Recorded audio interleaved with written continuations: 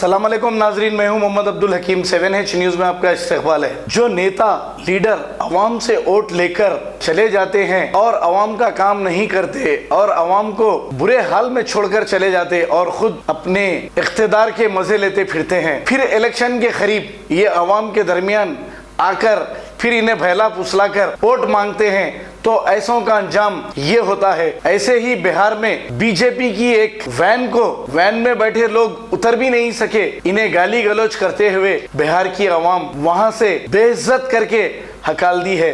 नरेंद्र मोदी जी ये आप ही की जमात के लोग हैं, आप ही की पार्टी के लोग हैं ये। अब आप देखिए, आपके खोखले दावे और झूठे वादे जो पूरे नहीं करते आपका अंजाम ऐसे होगा।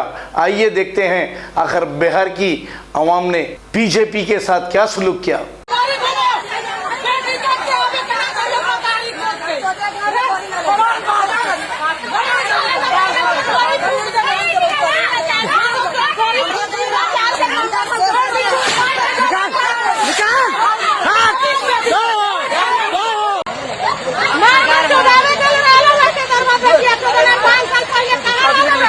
बेटी चोर लिखी, बेटी चोर लिखी,